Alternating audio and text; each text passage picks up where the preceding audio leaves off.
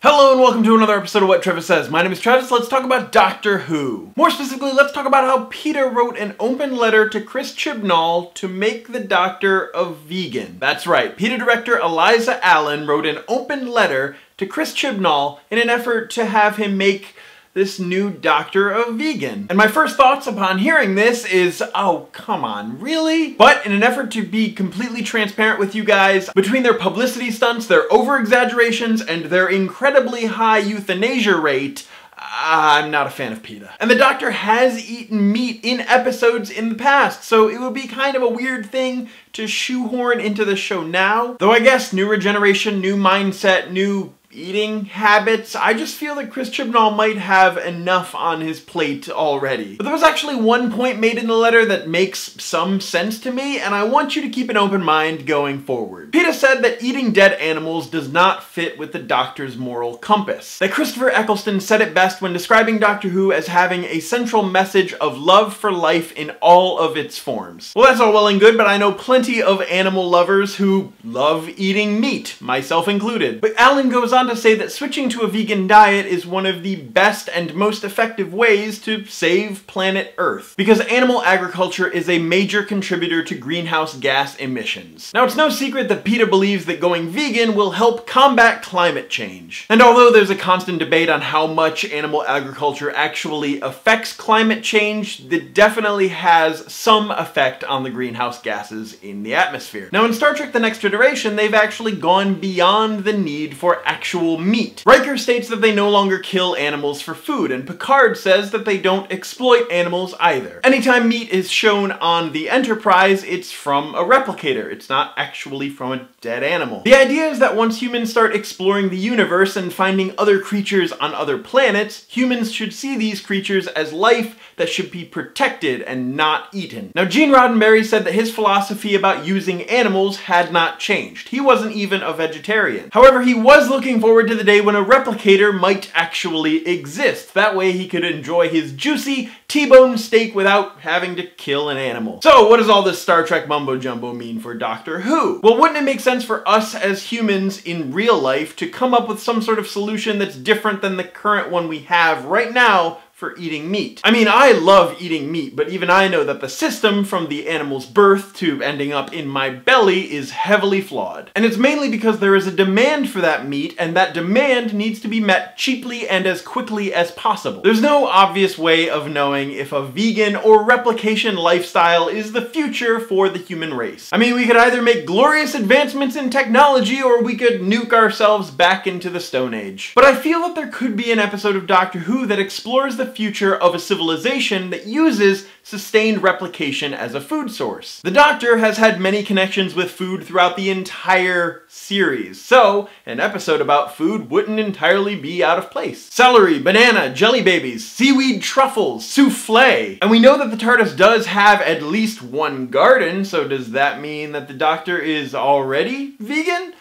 Well, not quite. The Doctor has eaten meat in the show, meat that he himself did not produce, most notably fish fingers and custard. And when Bill and the Doctor went to the Frost Fair, the Doctor had something on a stick that looked like bird, and the Doctor has been to a few Christmas dinners with a couple of his companions, so the Doctor has eaten meat, but here's something a little more interesting. If you go even further back in the show, way back to the beginning episodes of Doctor Who, the Doctor has a food replicator on the TARDIS.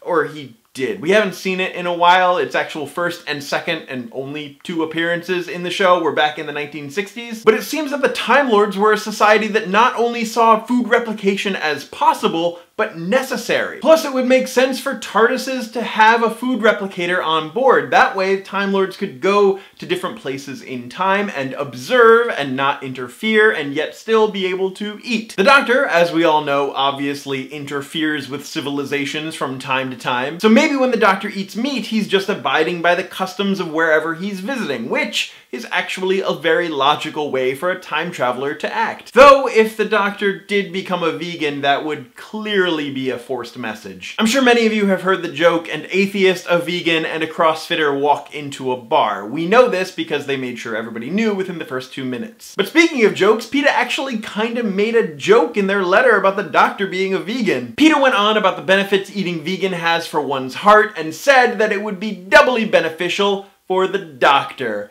Ha, ha, ha. Well played, PETA. One thing's for sure though, if the Doctor does become vegan, that means no more jelly babies, unfortunately. In the comments down below, let me know your thoughts about the Doctor possibly becoming vegan. Like I said, this is just an open letter from PETA. I'm not even sure if Chris Chibnall is even considering anything like this, but would you be on board? Would you be very against it? Let me know your thoughts and comments in the comment section down below. As always, my name is Travis. Thank you for listening to what I have to say, and you will see me tomorrow.